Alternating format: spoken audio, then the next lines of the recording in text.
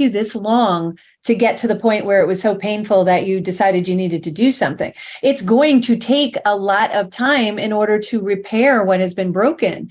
So it's not an overnight situation. I know somebody, my partner, sometimes he's like, well, that doesn't work. Well, because it didn't work this second. I said, but how long have you had the ailment? And he's like, well, for months. And I was like, well, it's going to take about that much time to fix it. So we have to stay in it. Consistency is important too, right?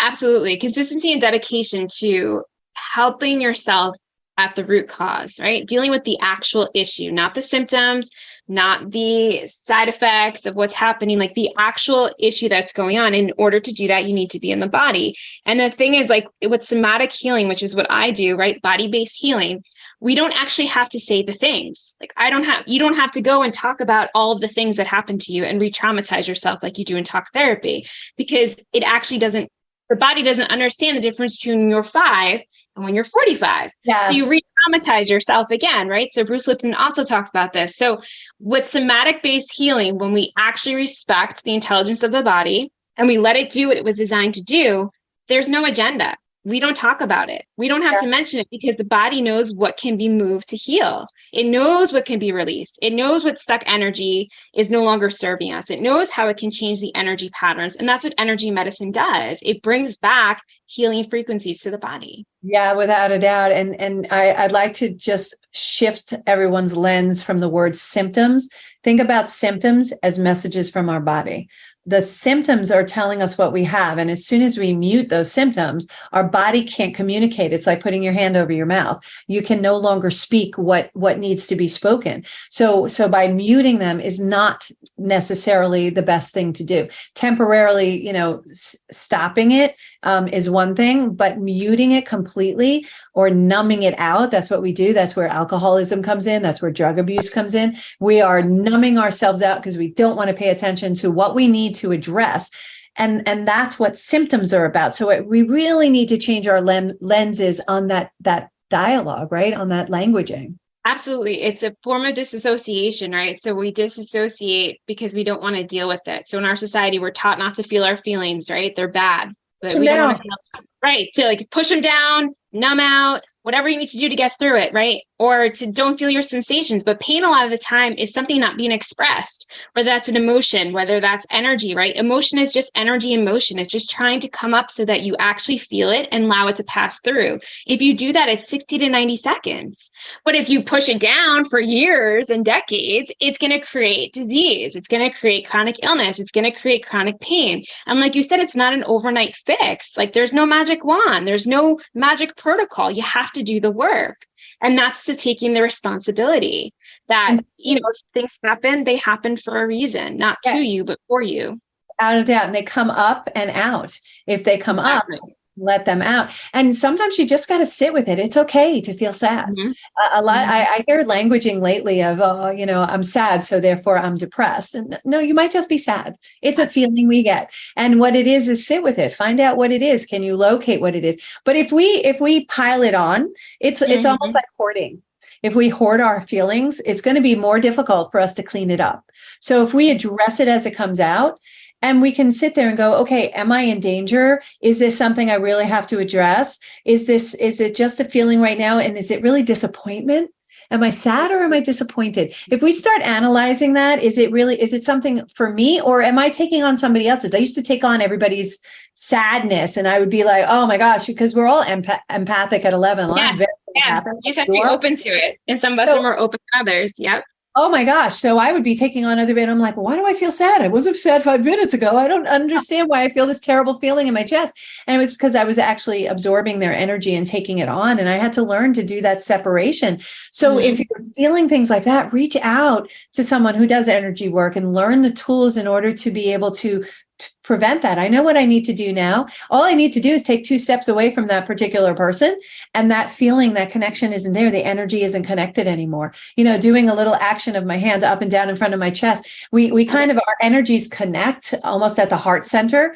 And so just picture strings between my heart and your heart. And as soon as we have a connection like that, If it's good, it's yummy. If it's bad, it's not so yummy. And so if you put your hand almost like a scissor, cutting those lines between you and the other person, it really clears it out and allows you to step back and be in your own vibration, in your own energy. These are tools that Amy and I have learned along the way that help us be able to genuinely be ourselves and happy. And really take control and take responsibility for ourselves. And I am happiest when I am taking responsibility for myself and owning the things that are mine. And that's really important. Not owning other people. Right. And that's hard to know sometimes, right? Like you said, like, you know, when it's not yours, but some people don't know how to decipher that.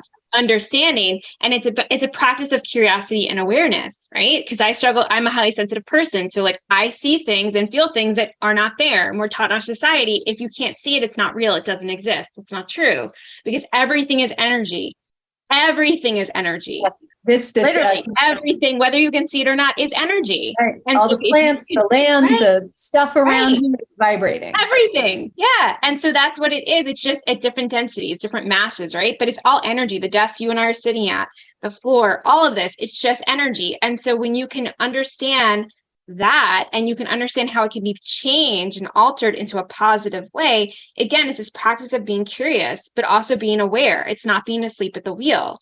Again, of like, oh, I can do something. I have some control, right? And a lot of people walk around and they talk about, I'm so anxious, I'm so overwhelmed. But like you said, there could be another feeling underneath that. But because we have these catch-all phrases, we don't actually know how many feelings there are. And in another free gift I have is a feeling wheel of like, you can see all of the feelings that actually exist, and you can feel, where is that resonating in my body?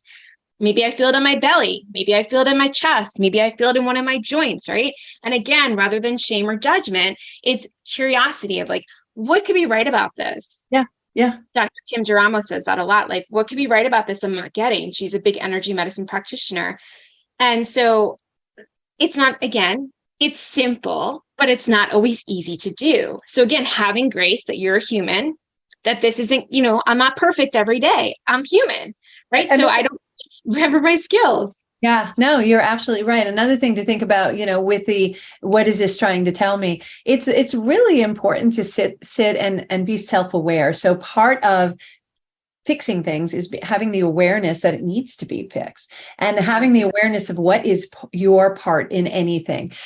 Two things come to mind, and I've said this before on the show, is that I have Native American in my background. I'm Iroquois.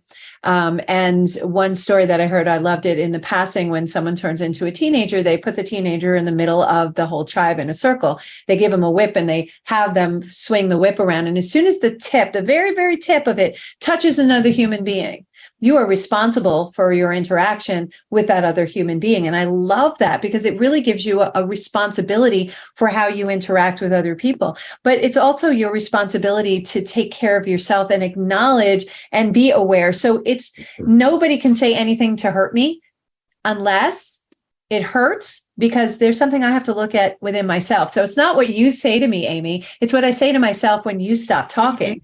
So nobody can hurt my feelings. Nobody can make me feel badly about myself. It's me doing it to me, because somewhere along the line, I believe something that you said is true about me. Now I have to look inside and figure out, is it true, or should I release that thought? And it really is, like you said, that simple. I release that thought. I no longer think of myself that way. And that's why we're put in front of the people that we are, so that they can reflect back what we're supposed to look at in ourselves. And I love that. I love that thought process. It's healing the wounds from childhood, right? And so, like you said, there used to be ritual. There was ritual in society hundreds of years ago. We've gotten away from that. And so we don't understand a lot of these things, but they were in place for a reason, because ritual was comforting.